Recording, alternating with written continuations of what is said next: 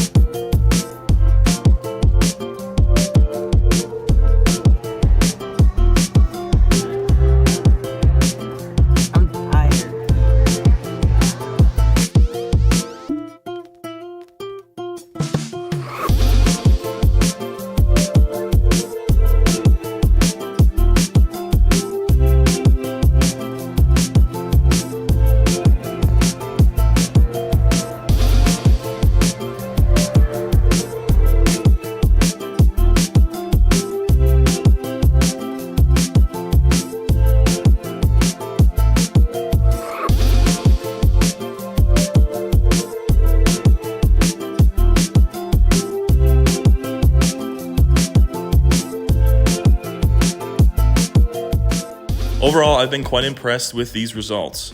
While many of these are skewed more green, I think that have been more so a scanning lab process, as many of the other images online don't necessarily share that same hue. Because I think they were shot in a seemingly like greenhouse, I think the lab tech probably cranked the greens to lean into that color tone. Some of the images I and others have taken on this film are super sharp and retain a lot of the details in the shadows, which I think compared to Lomo, which tends to not be able to handle as much detail in the shadows, Aurora 800 coming in a hair cheaper for $15 a roll is a really great cheap low light stock moving forward. Even though technically it's the same film, I think. I also think it's worth mentioning that Flic re-spools a ton of other films too, from other Cinemacolor films, slide film, black and white film, 120 film, and more. That being said, there's verbiage on their website explicitly stating that each film stock is re-spooled Kodak film, but then for Aurora 800, there is not any disclaimer, so that brings up a little bit of a confusion for me. Seemingly, they want to be transparent that most of their films are just re-spooled Kodak film, but why for Aurora is there no disclaimer is kind of mind-boggling to me. Maybe they're buying Kodak film from a third party, so they don't really have to disclose that it is Kodak film,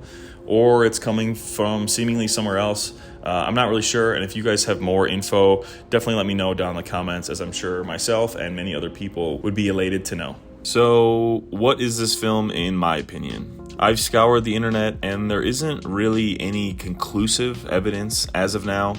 I've read that it's an older 800 speed Kodak film brought back, but I think it's much more likely it's some Kodak 800 speed that's found in the disposables currently. In my opinion, it has to be some product that is already being made in the market, and seeing as that's the only Kodak 800 speed film other than Portra, Kodak doesn't technically have to do anything extra other than produce some more rolls and then slide it under the table to Flic, giving the illusion that it is a new film and that we as consumers will buy more rather than knowing it's just the same film found in disposables. I think the connotation with the film in disposables might be that it's not very good. So this is kind of their workaround for it. And honestly, the more I looked into this, the more I think that this has to be the case. Kodak gave Flic an exclusive deal on repackaging and reselling their Ektachrome as a uniquely packaged Flic slide film. So I'm kind of thinking the same thing is happening here, but for whatever reason, there is not as much transparency, which I find interesting, I guess.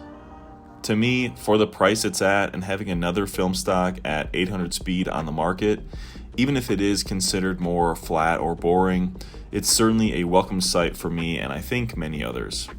Even if there is a veil put over it, at least for the time being.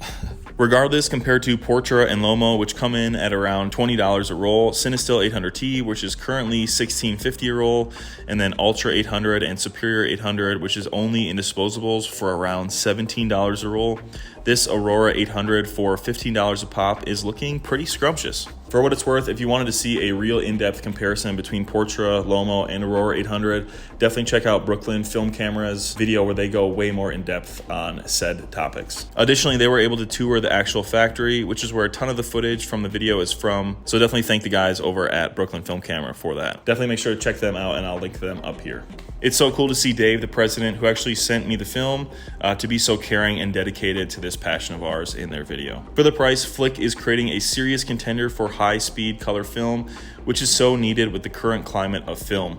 I would encourage you guys to give the film stock a shot, as the more we can support them, the more films we could be seeing in the future. I'll leave a link in the description to check out Aurora 800 and all of Flic Film's other film stocks. Otherwise, I want to hear what you guys think about Aurora 800. Have you tried it, or has this convinced you to pick up some yourself? I know after I sent the film in, because it was such a last-minute shoot, and we kind of just threw a dart on where to go, I wasn't super keen on the results I would be getting from this film. But honestly, I've been super impressed, like I said. From highlight and shadow retention, sharpness, colors, I think FlicFilm has done a great job with this one right off the bat, especially for the price point. Sadly, Johnny's roll got exposed out of the camera, a common beginner's mistake that is as painful as ever, especially when making these videos and trying to stick to a schedule. Hence why I don't have as many videos to showcase the film as I would like to personally. But with that being said, I'm anticipating buying some more and shooting some mountain scenes this summer up in the Rockies to really showcase and review how the film can do in some more dynamic scenes. I also want to see how much of that green cast sticks around when using the film outside of the greenhouse.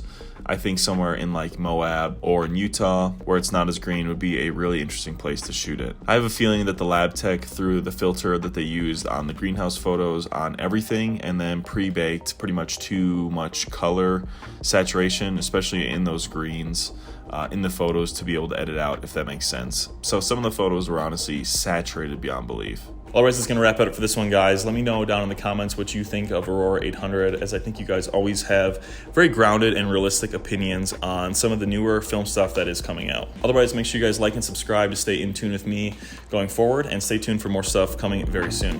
Stay safe, stay shooting, guys. Until the next one, adios.